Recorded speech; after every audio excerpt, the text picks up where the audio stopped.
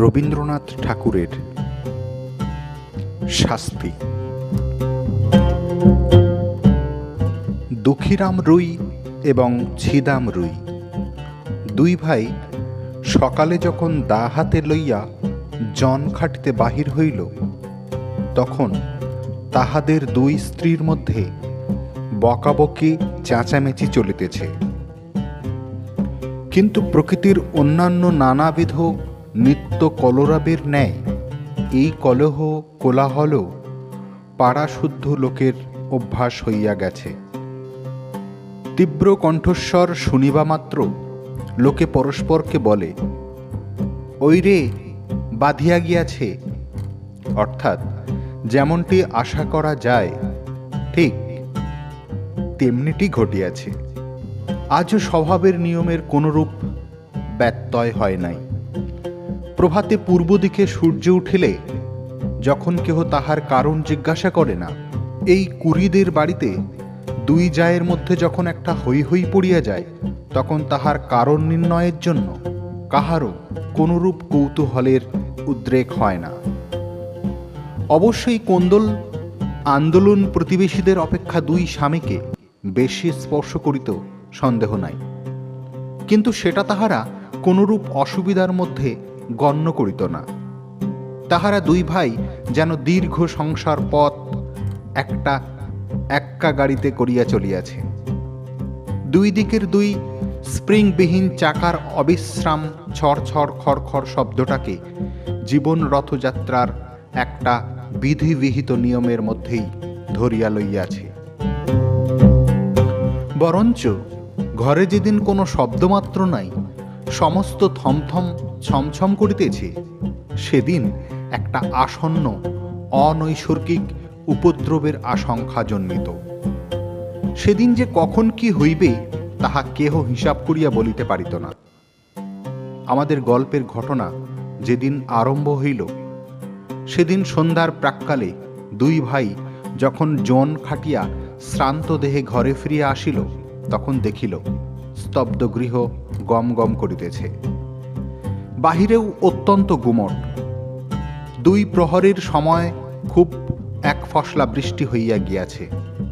এখনো চারিদিকে মেঘ জমিয়া আছে, বাতাসের লেশ মাত্র নাই।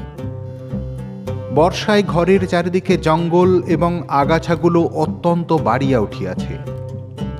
সেখান হইতে এবং জলমগ্ন পাটের ক্ষেত হইতে সিক্ত উদ্ভিদজের ঘন গন্ধ বাষ্প চতুর্দিকে একটি নিশ্চল প্রাচীরের মতো জমাট হইয়া দাঁড়াইয়া আছে।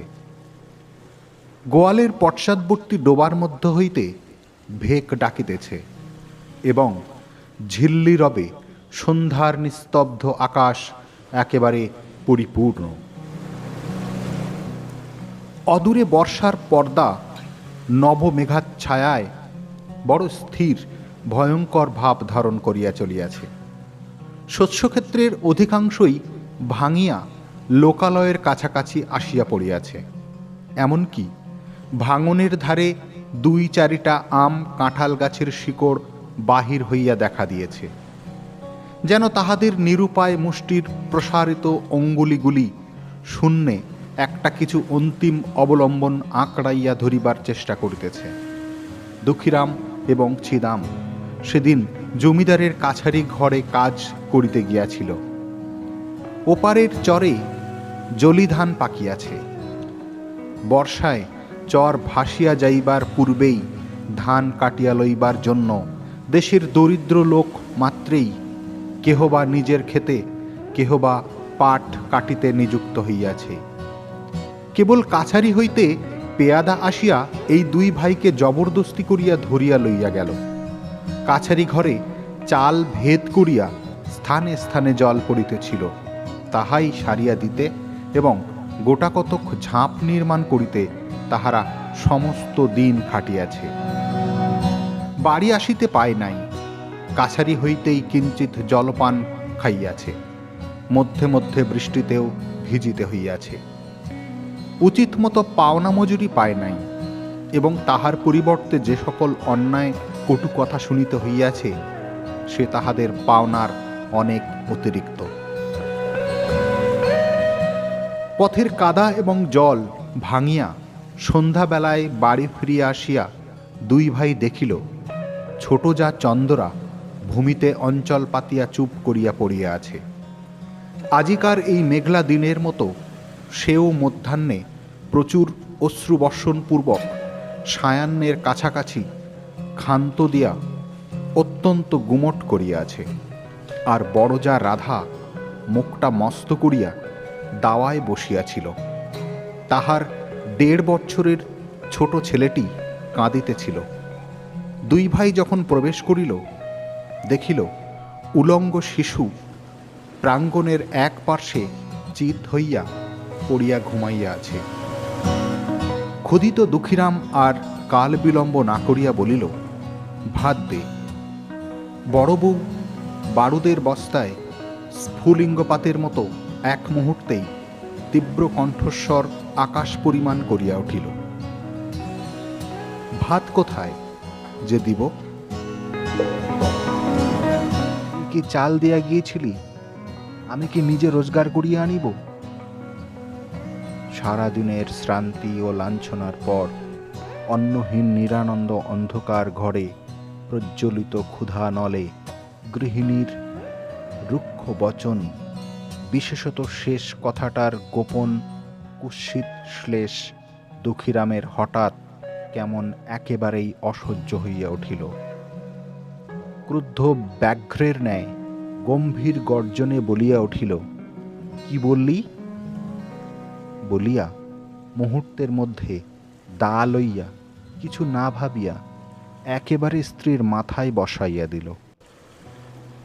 রাধা তাহার ছোট জায়ের কোলের কাছে পড়িয়া গেল এবং মৃত্যু হইতে মুহূর্ত বিলম্ব হইল না। চন্দ্রা রক্তসিক্ত বস্ত্রে কি হলো গো বলিয়া চিৎকার করিয়া উঠিল। ছিদাম তাহার মুখ চাপিয়া ধরিল। দুঃখীরাম দা ফেলিয়া মুখে হাত দিয়া হতবুদ্ধির মতো ভূমিতে বসিয়া পড়িল। ছেলেটা জাগিয়া উঠিয়া ভয়ে চিৎকার করিয়া কাঁদিতে লাগিল। বাহিরে তখন পরিপূর্ণ শান্তি। রাখাল বালক গরু লইয়া গ্রামে ফিরিয়া আসিতেছে। পরপারের চরে যাহারা নতুন পক্ক ধান কাটিতে গিয়াছিল, তাহারা 5-7 জনে এক একটি ছোট নৌকায় এপারে ফিরিয়া পরিশ্রমের পুরস্কার 2-4 আঁটি ধান মাথায় লইয়া প্রায় সকলেই নিজ নিজ ঘরে আসিয়া পৌঁছিয়াছে। চক্রবর্তীদের বাড়ির রামলোচন খুড়ো গ্রামের ডাকঘরে চিঠি দিয়া ঘরে ফিরিয়া নিশ্চিন্ত মনে চুপচাপ তামাক খাইতেছিলেন। হঠাৎ মনে পড়িল তাহার কোরফা প্রজা দুঃখীর অনেক টাকা খাজনা বাকি, আজ কিয়াদংশ শোধ করিবে প্রতিশ্রুত হইয়াছিল। এতক্ষণে তাহারা বাড়ি ফিরিয়াছে স্থির করিয়া চাদরটা কাঁধে ফেলিয়া ছাতা লইয়া বাহির হইলেন। কুড়িদের বাড়িতে ঢুকিয়া তাহার গা ছমছম করিয়া উঠিল। দেখিলেন ঘরে প্রদীপ জ্বালা হয় নাই। অন্ধকার দাওয়ায় 2-4টা অন্ধকার মূর্তি অস্পষ্ট দেখা যাইতেছে। রহিয়া রহিয়া দাওয়ার এক কোণ হইতে একটা অস্ফুট রোদন উচ্ছ্বসিতা হইয়া উঠিতেছে এবং ছেলেটা যত মা মা বলিয়া কাঁদিয়া উঠিতে চেষ্টা করিতেছে, ছিদাম তাহার মুখ চাপিয়া ধরিতেছে। রামলোচন কিছু ভীত হইয়া জিজ্ঞাসা করিলেন, দুঃখী আছিস নাকি? দুঃখী এতক্ষণ প্রস্তর মূর্তির মতো নিশ্চল হইয়া বসিয়াছিল। তাহার নাম ধরিয়া ডাকিবা মাত্র একেবারে অবোধ বালকের মতো উচ্ছ্বসিত হইয়া কাঁদিয়া উঠিল। ছিদাম তাড়াতাড়ি দাওয়া হইতে অঙ্গনে নামিয়া চক্রবর্তীর নিকটে আসিল। চক্রবর্তী জিজ্ঞাসা করিলেন, মাগিরা বুঝি ঝগড়া করিয়া বসিয়া আছে? আজ তো সমস্ত দিনই চিৎকার শুনিয়াছি। এতক্ষণ ছিদাম কিংকর্তব্য কিছুই ভাবিয়া উঠিতে পারে নাই। নানা অসম্ভব গল্প তাহার মাথায় উঠিতেছিল। আপাতত স্থির করিয়াছিল, রাত্রি কিঞ্চিত অধিক হইলে মৃতদেহ কোথাও সরাইয়া ফেলিবে। ইতিমধ্যে যে চক্রবর্তী আসিয়া উপস্থিত হইবে এ সে মনেও করে নাই। ফস করিয়া কোনো উত্তর যোগাইল না, বলিয়া ফেলিল, হাঁ, আজ খুব ঝগড়া হইয়া গিয়াছে। চক্রবর্তী দাওয়ার দিকে অগ্রসর হইবার উপক্রম করিয়া বলিল, কিন্তু সেজন্য দুঃখী কাঁদে কেন রে? ছিদাম দেখিল আর রক্ষা হয় না, হঠাৎ বলিয়া ফেলিল, ঝগড়া করিয়া ছোট বউ বড় বউয়ের মাথায় এক দায়ের কোপ বসাইয়া দিয়াছে। উপস্থিত বিপদ ছাড়া যে আর কোনো বিপদ থাকিতে পারে একথা সহজে মনে হয় না। ছিদাম তখন ভাবিতেছিল, ভীষণ সত্যের হাত হইতে কি করিয়া রক্ষা পাইব। মিথ্যা যে তদপেক্ষা ভীষণ হইতে পারে তাহা তাহার জ্ঞান হইল না। রামলোচনের প্রশ্ন শুনিবা মাত্র তাহার মাথায় তৎক্ষণাৎ একটা উত্তর যোগাইল এবং তৎক্ষণাৎ বলিয়া ফেলিল। রামলোচন চমকিয়া উঠিয়া কহিল, বলিস কি, মরে নাই তো? ছিদাম কহিল, মরিয়াছে, বলিয়া চক্রবর্তীর পা জড়াইয়া ধরিল। চক্রবর্তী পালাইবার পথ পায় না, ভাবিল, রাম রাম, সন্ধ্যাবেলায় এ কি বিপদেই পড়িলাম। আদালতে সাক্ষ্য দিতে দিতেই প্রাণ বাহির হইয়া পড়িবে। ছিদাম কিছুতেই তাহার পা ছাড়িল না, কহিল, দাদা ঠাকুর, এখন আমার বউকে বাঁচাইবার কি উপায় করি? মামলা মোকদ্দমার পরামর্শে রামলোচন সমস্ত গ্রামের প্রধানমন্ত্রী ছিলেন। তিনি একটু ভাবিয়া বলিলেন, দেখ, ইহার এক উপায় আছে। তুই এখনই থানায় ছুটিয়া যা, বলগে তোর বড় ভাই দুঃখী সন্ধ্যাবেলায় ঘরে আসিয়া ভাত চাহিয়াছিল, ভাত প্রস্তুত ছিল না বলিয়া স্ত্রীর মাথায় দা বসাইয়া দিয়াছে। আমি নিশ্চয় বলিতেছি, এ কথা বলিলে ছুরিটা বাঁচিয়া যাইবে। ছিদামের কণ্ঠ শুষ্ক হইয়া আসিল, উঠিয়া কহিল, ঠাকুর, বউ গেলে বউ পাইব, কিন্তু আমার ভাই ফাঁসি হয়ে গেলে আর তো ভাই পাইব না। কিন্তু যখন নিজের স্ত্রীর নামে দোষারোপ করিয়াছিল তখন এ সকল কথা ভাবে নাই। তাড়াতাড়িতে একটা কাজ করিয়া ফেলিয়াছে। এখন অলক্ষিতভাবে মন আপনার পক্ষে যুক্তি এবং প্রবোধ সঞ্চয় করিতেছে। চক্রবর্তীও কথাটা যুক্তিসঙ্গত বোধ করিলেন, কহিলেন, তবে যেমনটি ঘটিয়াছে তাই বলিস, সকল দিক রক্ষা করা অসম্ভব। বলিয়া রামলোচন অবিলম্বে প্রস্থান করিল এবং দেখিতে দেখিতে গ্রামে রাষ্ট্র হইল যে পুরীদের বাড়ির চন্দরা রাগারাগি করিয়া তাহার বড় জায়ের মাথায় দা বসাইয়া দিয়াছে।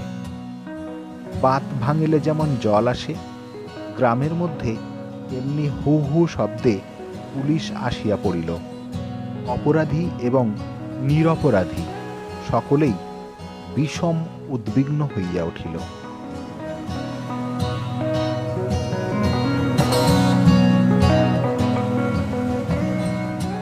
ছিদাম ভাবিল, যে পথ কাটিয়া ফেলিয়াছে সেই পথেই চলিতে হইবে।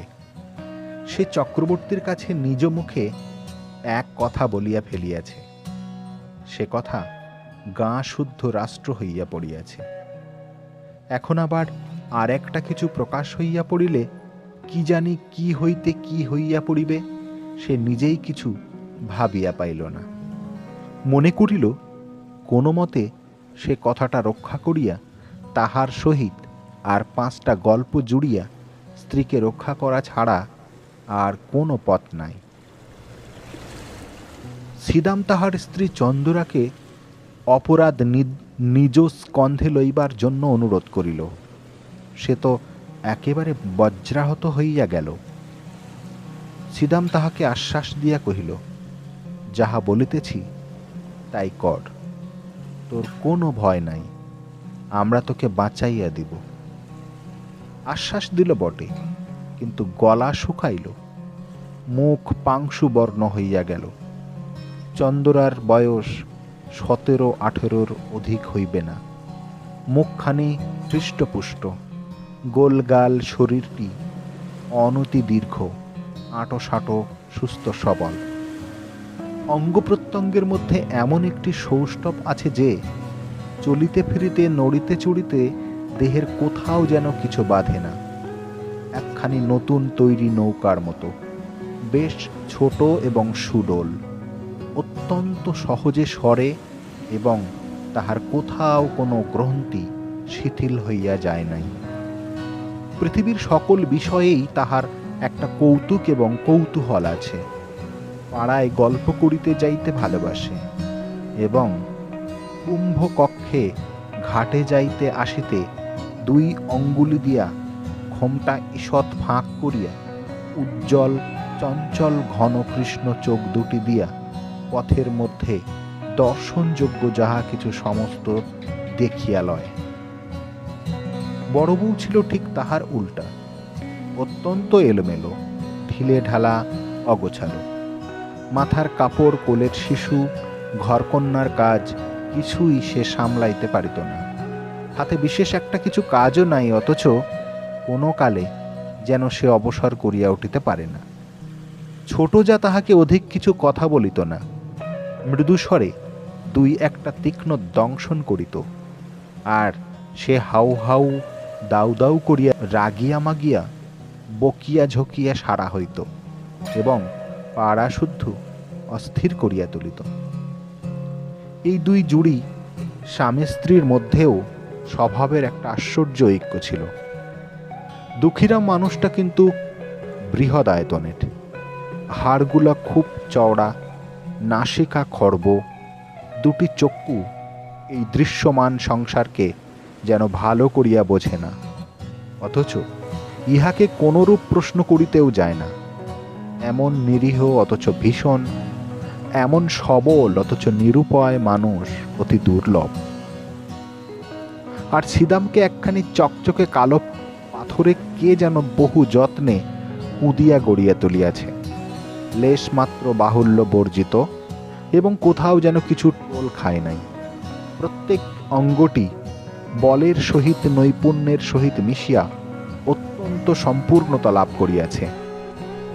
নদীর উচ্চ পাড় হইতে লাফাইয়া পড়ুক, লগি দিয়া নৌকো ঠেলুক, বাঁশ গাছে চড়িয়া বাছিয়া বাছিয়া কঞ্চি কাটিয়া আনুক, সকল কাজেই তাহার একটি পরিমিত পরিপাট্য, একটি অবলীলাকৃত শোভা প্রকাশ পায়। বড় বড় কালো চুল তেল দিয়া কপাল হইতে যত্নে আঁচড়াইয়া তুলিয়া কাঁধে আনিয়া ফেলিয়াছে। বেশভূষা সাজসজ্জায় বিলক্ষণ একটু যত্ন আছে। অপর গ্রামবধূদিগের সৌন্দর্যের প্রতি যদিও তাহার উদাসীন দৃষ্টি ছিল না, এবং তাহাদের চক্ষে আপনাকে মনোরম করিয়া তুলিবার ইচ্ছাও তাহার যথেষ্ট ছিল, তবু ছিদাম তাহার যুবতী স্ত্রীকে একটু বিশেষ ভালোবাসিত। উভয়ে ঝগড়াও হইত, ভাবও হইত, কেহ কাহাকেও পরাস্ত করিতে পারিত না। আরেকটি কারণে উভয়ের মধ্যে বন্ধন কিছু সুদৃঢ় ছিল।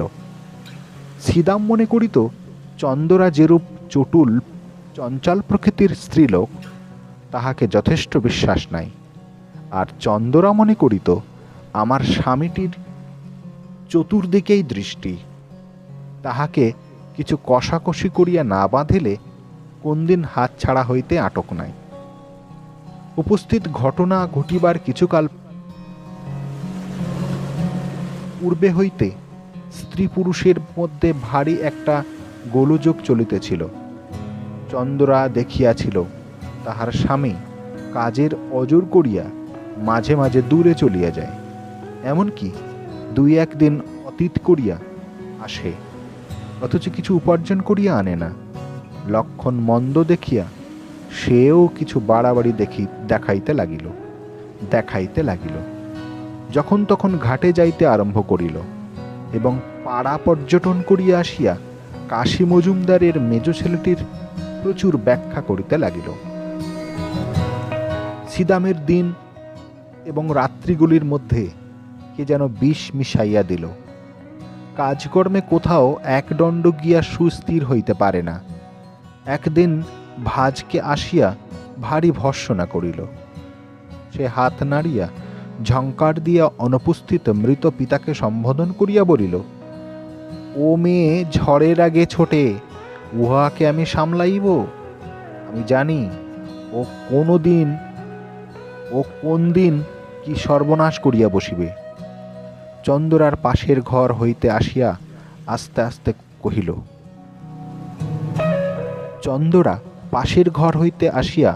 আস্তে আস্তে কহিল, কেন দিদি, তোমার এত ভয় কিসের? এই দুই জায়ে বিষম দ্বন্দ্ব বাঁধিয়া গেল। ছিদাম চোখ পাকাইয়া বলিল, এবার যদি কখনো শুনি তুই একলা ঘাটে গিয়েছিস, তোর হাড় গুঁড়াইয়া দিব। চন্দরা বলিল, তাহা হইলে তো হাড় জুড়ায়, বলিয়া তৎক্ষণাৎ বাহিরে যাইবার উপক্রম করিল। ছিদাম এক লম্ফে তাহার চুল ধরিয়া টানিয়া ঘরে পুরিয়া বাহির হইতে দ্বার রুদ্ধ করিয়া দিল। কর্মস্থান হইতে সন্ধ্যাবেলায় ফিরিয়া আসিয়া দেখে ঘর খোলা, ঘরে কেউ নাই। চন্দরা 3টে গ্রাম ছাড়াইয়া একেবারে তাহার মামার বাড়ি গিয়া উপস্থিত হইয়াছে। ছিদাম সেখান হইতে বহু কষ্টে অনেক সাধ্য সাধনায় তাহাকে ঘরে ফিরাইয়া আনিল, কিন্তু এবার পরাস্ত মানিল।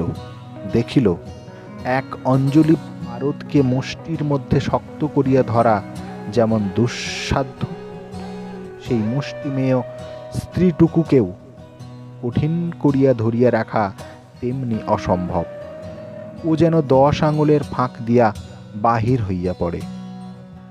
আর কোনো জবরদস্তি করিল না, কিন্তু বড় অশান্তিতে বাস করিতে লাগিল। তাহার এই চঞ্চলা যুবতী স্ত্রীর প্রতি সদা শঙ্কিত ভালোবাসা উগ্র একটা বেদনার মতো বিষম টনটনে হইয়া উঠিল। এমনকি একবার মনে হইত, এ যদি মরিয়া যায় তবে আমি নিশ্চিন্ত হইয়া একটুখানি শান্তি লাভ করিতে পারি।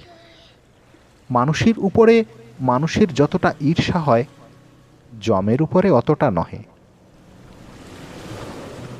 এমন সময় ঘরে সেই বিপদ ঘটিল। চন্দরাকে যখন তাহার স্বামী খুন স্বীকার করিয়া লইতে কহিল, সে স্তম্ভিত হইয়া চাহিয়া রহিল। তাহার কালো দুটি চক্ষু কালো অগ্নির ন্যায় নীরবে তাহার স্বামীকে দগ্ধ করিতে লাগিল। তাহার সমস্ত শরীর মন যেন ক্রমেই সংকুচিত হইয়া স্বামী রাক্ষসের হাত হইতে বাহির হইয়া আসিবার চেষ্টা করিতে লাগিল। তাহার সমস্ত অন্তরাত্মা একান্ত বিমুখ হইয়া দাঁড়াইল। ছিদাম আশ্বাস দিল, তোমার কিছু ভয় নাই বলিয়া পুলিশের কাছে, ম্যাজিস্ট্রেটের কাছে কি বলিতে হইবে বারবার শিখাইয়া দিল। চন্দরা সে সমস্ত দীর্ঘ কাহিনী কিছুই শুনিল না, কাঠের মূর্তি হইয়া বসিয়া রহিল। সমস্ত কাজেই ছিদামের উপর দুঃখীরামের একমাত্র নির্ভর। ছিদাম যখন চন্দরার উপর দোষারোপ করিতে বলিল, দুঃখী বলিল, তাহা হইলে বৌমার কি হইবে? ছিদাম কহিল, উহাকে আমি বাঁচাইয়া দিব। বৃহদাকায় দুঃখীরাম নিশ্চিন্ত হইল।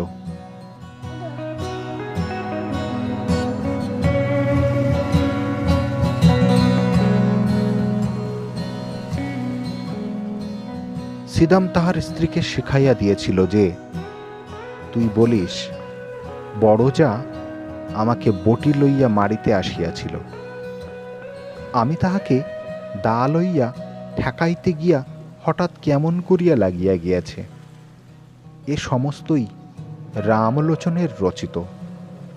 ইহার অনুকূলে যে অলঙ্কার এবং প্রমাণ প্রয়োগের আবশ্যক, তাহাও সে বিস্তারিতভাবে সিদামকে শিখাইয়াছিল। পুলিশ আসিয়া তদন্ত করিতে লাগিল। চন্দরাই যে তাহার বড়জাকে খুন করিয়াছে, গ্রামের সকল লোকের মনে এই বিশ্বাস বদ্ধমূল হইয়া গিয়াছে। সকল সাক্ষীর দ্বারাই সেইরূপ প্রমাণ হইল। পুলিশ যখন চন্দরাকে প্রশ্ন করিল, চন্দরা কহিল, হ্যাঁ, আমি খুন করিয়াছি। কেন খুন করিয়াছ? আমি তাহাকে দেখিতে পারিতাম না। কোনো বচসা হইয়াছিল? না। সে তোমাকে প্রথমে মারিতে আসিয়াছিল? না। তোমার প্রতি অত্যাচার করিয়াছিল? না। এইরূপ উত্তর শুনিয়া সকলে অবাক হইয়া গেল। সিদাম তো একেবারে অস্থির হইয়া উঠিল, কহিল, উনি ঠিক কথা বলিতেছেন না। বড় বউ প্রথমে দারোগা খুব একটা তাড়া দিয়া তাহাকে থামাইয়া দিল। অবশেষে তাহাকে বিধিমতে জেরা করিয়া বারবার সেই একই উত্তর পাইল। বড় বউয়ের দিক হইতে কোনরূপ আক্রমণ চন্দরা কিছুতেই স্বীকার করিল না। এমন একগুঁয়ে মেয়েও তো দেখা যায় না। একেবারে প্রাণপণে ফাঁসি কাষ্ঠের দিকে ঝুঁকিয়াছে, কিছুতেই তাহাকে টানিয়া রাখা যায় না। এ কি নিদারুণ অভিমান! চন্দরা মনে মনে স্বামীকে বলিতেছে, আমি তোমাকে ছাড়িয়া আমার এই নবযৌবন লইয়া ফাঁসি কাঠকে বরণ করিলাম। আমার ইহজন্মের শেষ বন্ধন তাহার সহিত। বন্দিনী হইয়া চন্দরা একটি নিরীহ, ক্ষুদ্র, চঞ্চল, কৌতুকপ্রিয় গ্রামবধূ। চিরপরিচিত গ্রামের পথ দিয়া, রথতলা দিয়া, হাটের মধ্য দিয়া, ঘাটের প্রান্ত দিয়া, মজুমদারদের বাড়ির সম্মুখ দিয়া, পোস্ট অফিস এবং স্কুল ঘরের পার্শ্ব দিয়া, সমস্ত পরিচিত লোকের চক্ষের উপর দিয়া কলঙ্কের ছাপ লইয়া চিরকালের মতো গৃহ ছাড়িয়া চলিয়া গেল। এক পাল ছেলে পিছন পিছন চলিল এবং গ্রামের মেয়েরা তাহার সই সাংতারা কেহ কেহ ঘোমটার ফাঁক দিয়া, কেহ দ্বারের প্রান্ত হইতে, কেহ বা গাছের আড়ালে দাঁড়াইয়া পুলিশ চালিত চন্দরাকে দেখিয়া লজ্জায়, ঘৃণায়, ভয়ে কণ্টকিত হইয়া উঠিল। ডেপুটি ম্যাজিস্ট্রেটের কাছেও চন্দরা দোষ স্বীকার করিল এবং খুনের সময় বড় বউ যে তাহার প্রতি কোনরূপ অত্যাচার করিয়াছিল তাহা প্রকাশ হইল না।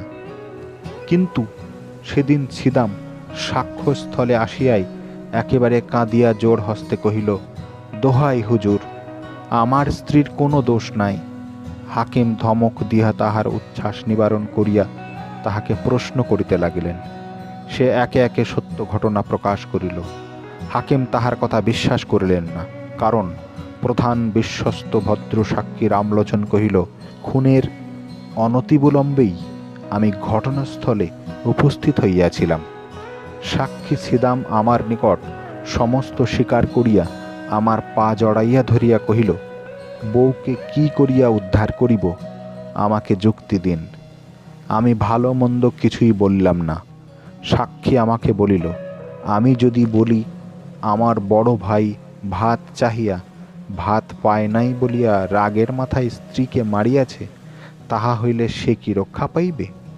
আমি কহিলাম, খবরদার হারামজাদা, আদালতে এক বর্ণও মিথ্যা বলিস না, এত বড় মহাপাপ আর নাই, ইত্যাদি। রামলোচন প্রথমে চন্দরাকে রক্ষা করিবার উদ্দেশ্যে অনেকগুলো গল্প বানাইয়া তুলিয়াছিল, কিন্তু যখন দেখিল চন্দরা নিজে বাঁকিয়া দাঁড়াইয়াছে, তখন ভাবিল, ওরে বাপ রে, শেষকালে কি মিথ্যা সাক্ষ্যের দায়ে পড়িব? যেটুকু জানি সেটুকু বলা ভালো। এই মনে করিয়া রামলোচন যাহা জানে তাহাই বলিল, বরঞ্চ তাহার চেয়েও কিছু বেশি বলিতে ছাড়িল না। ডেপুটি ম্যাজিস্ট্রেট সেশনে চালান দিলেন। ইতিমধ্যে চাষবাস, হাট বাজার, হাসি কান্না, পৃথিবীর সমস্ত কাজ চলিতে লাগিল এবং পূর্ব বৎসরের মতো নবীন ধান্যক্ষেত্রে শ্রাবণের অবিরল বৃষ্টিধারা বর্ষিত হইতে লাগিল। পুলিশ আসামি এবং সাক্ষী লইয়া আদালতে হাজির। সম্মুখবর্তী মুনসেফের কোর্টে বিস্তর লোক নিজ নিজ মকদ্দমার অপেক্ষায় বসিয়া আছে। রন্ধনশালার পশ্চাৎবর্তী একটি ডোবার অংশ বিভাগ লইয়া কলিকাতা হইতে এক উকিল আসিয়াছে এবং তদুপলক্ষে বাদীর পক্ষে ৩৯ জন সাক্ষী উপস্থিত আছে। কত শত লোক আপন আপন কড়াগণ্ডা হিসাবের চুলচেরা মীমাংসা করিবার জন্য ব্যগ্র হইয়া আসিয়াছে। জগতে আপাতত তদপেক্ষা গুরুতর আর কিছুই উপস্থিত নাই, এইরূপ তাহাদের ধারণা। ছিদাম বাতায়ন হইতে এই অত্যন্ত ব্যস্ত সমস্ত প্রতিদিনের পৃথিবীর দিকে একদৃষ্টে চাহিয়া আছে। সমস্তই স্বপ্নের মতো বোধ হইতেছে।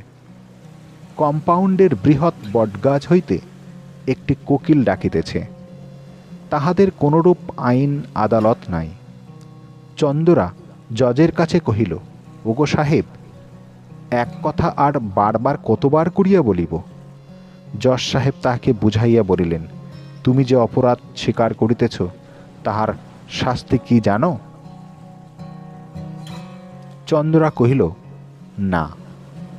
জজ সাহেব কহিলেন, তোমার শাস্তি ফাঁসি? চন্দরা কহিল, ওগো তোমার পায়ে পড়ি, তাই দাও না সাহেব, তোমাদের যাহা খুশি করো, আমার তো আর সহ্য হয় না। যখন ছিদামকে আদালতে উপস্থিত করিল, চন্দরা মুখ ফিরাইল। জজ কহিলেন, সাক্ষীর দিকে চাহিয়া বলো, এ তোমার কে হয়? চন্দরা দুই হাতে মুখ ঢাকিয়া কহিল, ও আমার স্বামী হয়। প্রশ্ন হইল, ও তোমাকে ভালোবাসে না? উত্তর, ও ভারী ভালোবাসে। প্রশ্ন, তুমি উহাকে ভালোবাসো না? উত্তর আসে, খুব ভালোবাসি। ছিদামকে যখন প্রশ্ন হইল, ছিদাম কহিল, আমি খুন করিয়াছি। কেন? ভাত চাহিয়াছিলাম, বড় বউ ভাত দেয় নাই। দুঃখীরাম সাক্ষ্য দিতে আসিয়া মূর্ছিত হইয়া পড়িল। মূর্ছা ভঙ্গের পর উত্তর করিল, সাহেব, খুন আমি করিয়াছি। কেন? ভাত চাহিয়াছিলাম, ভাত দেয় নাই। বিস্তর জেরা করিয়া এবং অন্যান্য সাক্ষ্য শুনিয়া জজ সাহেব স্পষ্ট বুঝিতে পারিলেন, ঘরের স্ত্রীলোককে ফাঁসির অপমান হইতে বাঁচাইবার জন্য ইহারা দুই ভাই অপরাধ স্বীকার করিতেছে। কিন্তু চন্দরা পুলিশ হইতে সেশন আদালত পর্যন্ত বারবার এক কথা বলিয়া আসিতেছে, তাহার কথার তিল মাত্র নড়চড় হয় নাই। দুইজন উকিল স্বেচ্ছাপ্রবৃত্ত হইয়া তাহাকে প্রাণদণ্ড হইতে রক্ষা করিবার জন্য বিস্তর চেষ্টা করিয়াছে, কিন্তু অবশেষে তাহার নিকট পরাস্ত মানিয়াছে। যেদিন একরত্তি বয়সে একটি কালো কালো ছোটখাটো মেয়ে তাহার গোলগাল মুখটি লইয়া খেলার পুতুল ফেলিয়া বাপের ঘর হইতে শ্বশুর ঘরে আসিল, সেদিন রাত্রে শুভ লগ্নের সময় আজিকার দিনের কথা কে কল্পনা করিতে পারিত? তাহার বাপ মরিবার সময় এই বলিয়া নিশ্চিন্ত হইয়াছিল যে, যাহা হোক, আমার মেয়েটির একটি সদ্গতি করিয়া গেলাম। জেলখানায় ফাঁসির পূর্বে দয়ালু সিভিল সার্জন চন্দরাকে জিজ্ঞাসা করিল, কাহাকেও দেখিতে ইচ্ছে করো? চন্দরা কহিল, একবার আমার মাকে দেখিতে চাই। ডাক্তার কহিল, তোমার স্বামী তোমাকে দেখিতে চায়, তাহাকে কি ডাকিয়া আনিব? চন্দরা কহিল, মরণ।